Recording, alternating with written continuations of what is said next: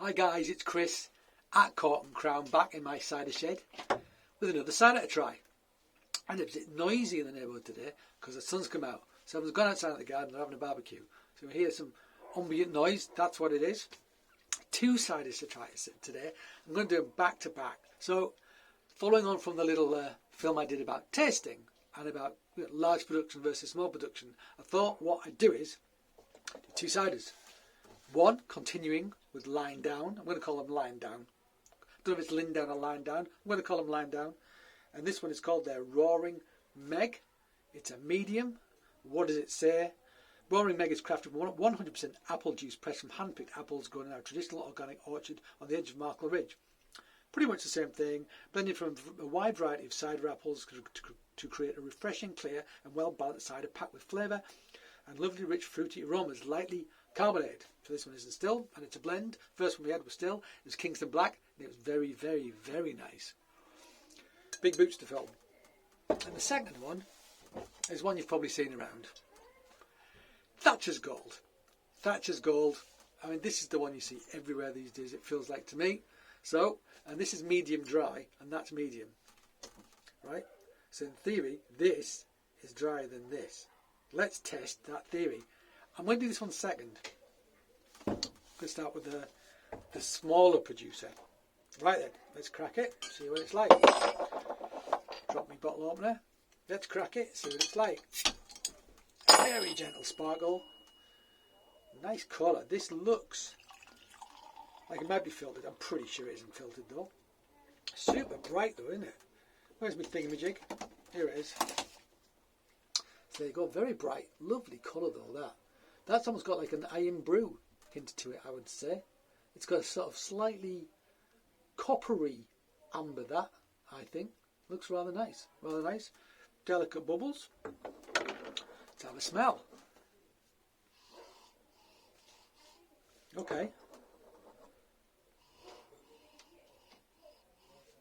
Delicate. Not as in your face as the Kingston Black. Not detecting so much acidity on the nose, that's for sure.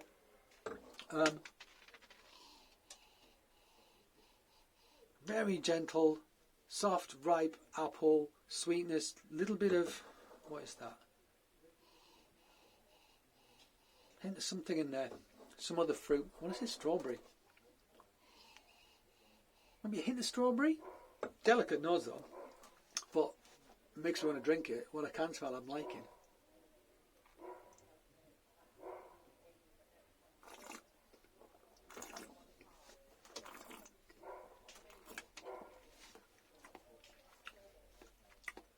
A little bit more tannin than the last one.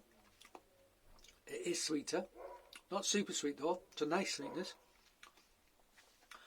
Yeah, I'm getting that sort of nice ripe apple, but I'm getting a hint of strawberry on this. It's making me think of strawberry milkshake, actually, of all things. What's wrong with that?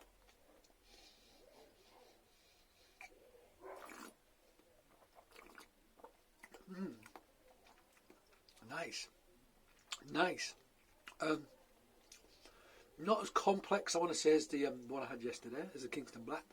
But lovely flavours in this. Lovely balanced flavours. Bit of acidity, quite gentle.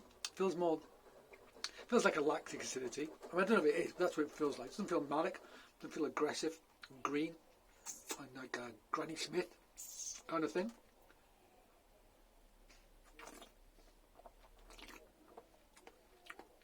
Nice fine bubbles, lovely fine bubbles, not overcarbonated, well judged.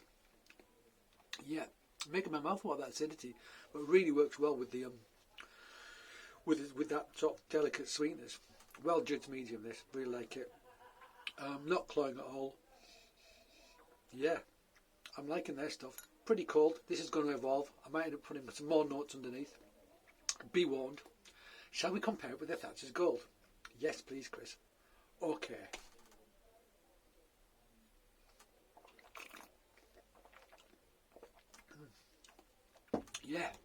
Yeah. Nice acidity. Really good.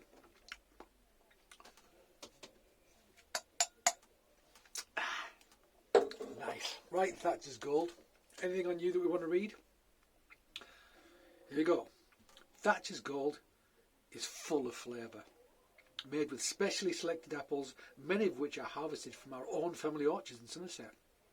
Made using traditional techniques and expertise gained since 1904, this crafted medium dry cider has a smooth and refreshing taste. Serve chilled. 4.8%. What was that one actually? Didn't say the ABV, did I? 5.2, 4.8, not much in it, both 500ml. Let's open it. So some of the apples come from their orchards, but I'm assuming they're going to be like dwarf trees. So these are going to be standard trees.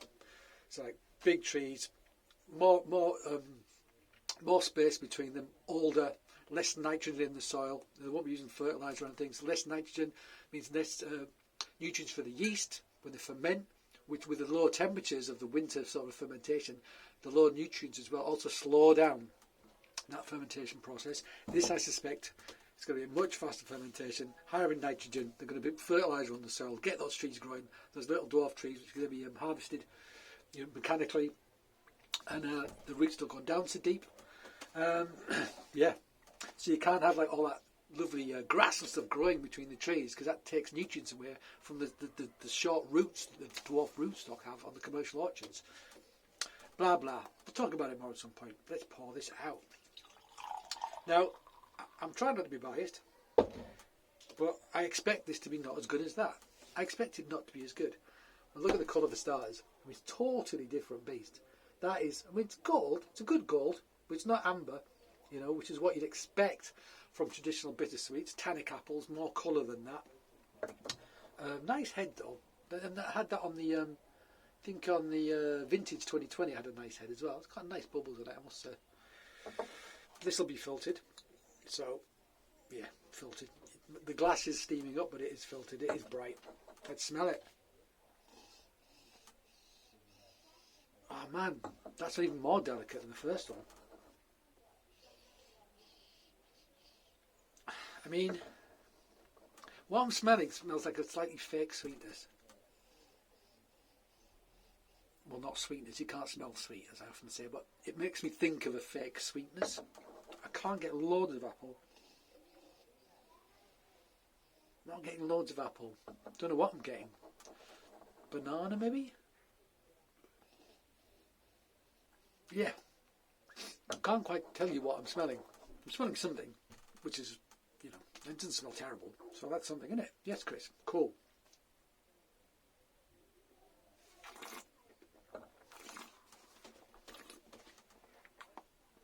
Much fizzier. Much fizzier.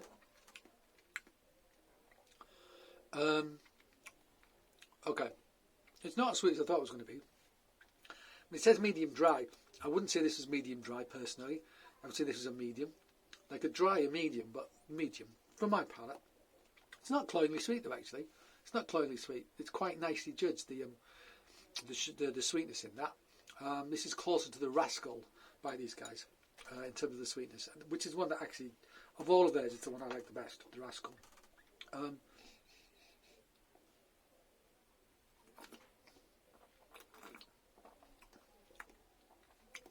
Okay, some acidity.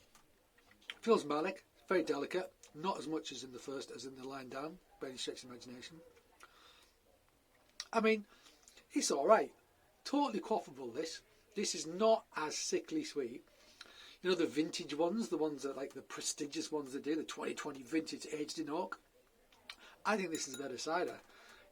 I mean, it's kind of like, but you know what? Yeah, it's alright. A really hot day, you're in the park, you don't want anything too strong, you want something that's like cold and refreshing.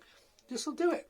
It's more balanced, I think, than the sort of 7.4 ones we tried before, the KE and the vintage. This is a better cider. It's closer to the Rascal. Still like the Rascal better. The Rascal's got a little bit more of a rich 20 character. It's a little bit greener, fresher sort of thing. But yeah, it's alright. It's actually alright.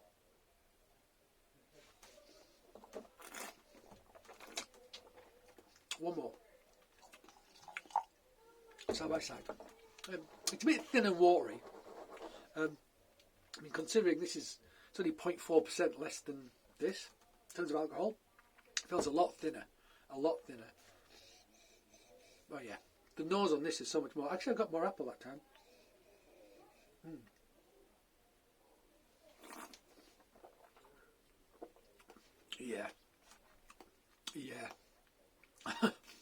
salt cider, but there's layers to it.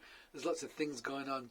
You know, you've got some tannins at the front, not so much at the back, but you've got richness, sweetness, roundness.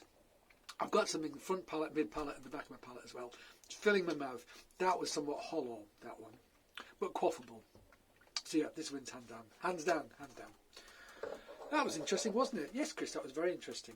Glad you agree. All right, guys, we continue with the Lyne down. That's 2 down. Got 2 more to go. Is it 2 more to go? 2 more ciders to go, and the Perry from them as well. I'll save the Perry till last, though. Good stuff.